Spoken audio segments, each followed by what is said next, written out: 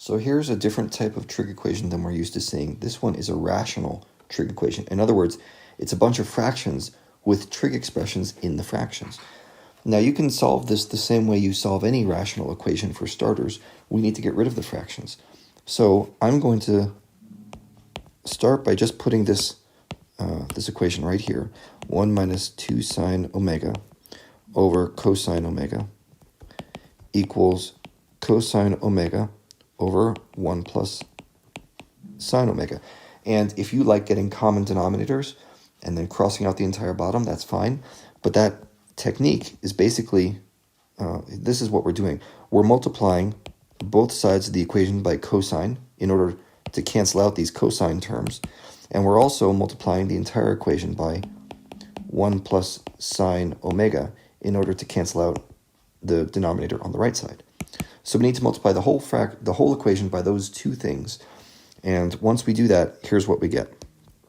You might have heard of this technique as cross multiplying. Okay, that's another thing we refer to it as.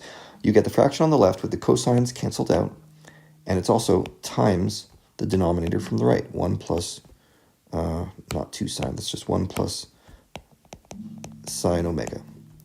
And the fraction on the right has its denominator canceled out, and that just becomes cosine omega times cosine omega. Okay, so the reason why it's called cross multiplication is you could also think about it this way. Let me get all this stuff gone. You could also think about it as the denominators cross multiplying, like that.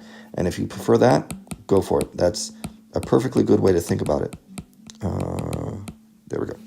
Okay, so here's our equation, and now we just need to FOIL the left side, or if you prefer to distribute your multiplication, that's fine. Either one works. This is going to be 1. Looks like that's minus sine omega overall, and then minus 2 sine squared omega. Okay, and then on the right side, I have cosine squared omega. Now we're running into a problem. I want to factor this. I want to get it in factored form, looking like this little thing. Okay, some parentheses times another parentheses equals 0, easy to solve. But I can't because there's no GCF here, right? I've got cosine over there, sine over here. There's no GCF in between them. And any kind of factoring you do is basically not going to work. What we need to do at this point is reach into our trig identities bag of tricks. And now it comes down to selecting the correct identity. So take a look at what I have down here and look back at those identities. You can pause the video here, see if you can figure it out. But I'm going to tell you that double angles is probably not the way to go. I'm not saying definitively, but probably not, because these angles are all single angles. Now, that's really not a rule, it's just more of a hint. We could still make double identities work here if we wanted. But let's go for something else. Since there's squared terms right here, that's a hint that maybe we should try the Pythagorean identity. Okay, so I'm going to go for that. And the one that I'm going to choose is a cosine squared identity because I already have sines everywhere. And if I could just change this guy to a sine of some kind, I would be able to solve, or hopefully I would be able to factor this thing. So this is going to turn into 1 minus sine omega minus 2 sine squared omega equals, here's the substitution, 1 minus sine squared omega. Right, we're using that Santa Claus trig identity. This guy right here. Sine squared plus cosine squared equals 1. Okay, so now collect all your terms onto one side.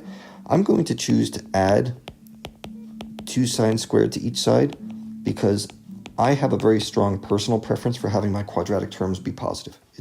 It helps me avoid mistakes. And I'm going to subtract 1 from each side, and I'm going to add sine omega to each side.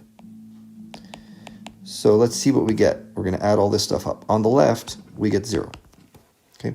On the right side, we get what? Let's see. Hold on. Computer running out of batteries. We get, let's see, 1 minus 1 is 0 on those guys. And then we just have sine squared, negative sine squared plus 2 sine squared. That's going to be a positive sine squared omega. And then I still have this guy, the plus sine omega. So that's where we get after combining all like terms. And you just go a little further, and I can pull out a GCF and sine omega plus 1. So now we have two solutions here. One of them is that sine omega equals 0, and the other is that sine omega equals negative 1. So if you think about your unit circle, what are these angles? Well, sine is the y-coordinate. So either we have the y-coordinate equals 0, or the y-coordinate equals negative 1. So here are those angles.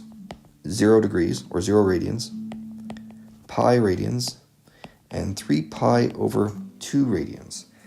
And now what you have to do, we're not done yet. You can't just put a box around this and call it good. We have to go back to that original equation and just check any domain restrictions. So what are our domain restrictions here? There's one.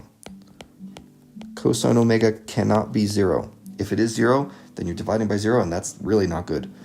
And here's another one. 1 plus sine omega cannot be 0, which means sine omega cannot be negative 1. Uh-oh, that's one of the ones we had here, right? Sine omega equals negative 1. So we're going to have to deal with that. And let's even be a little more clear about these domain restrictions. Let's put these in terms of angles that are not allowed. The angle cannot be pi over 2 or 3 pi over 2, because that would lead to cosine equals to 0.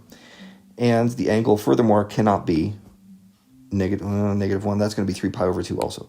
So here are our angles to avoid. Pi over 2 and 3 pi over 2.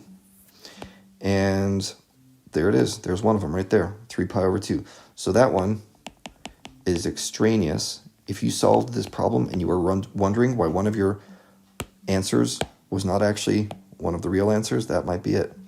So there we go.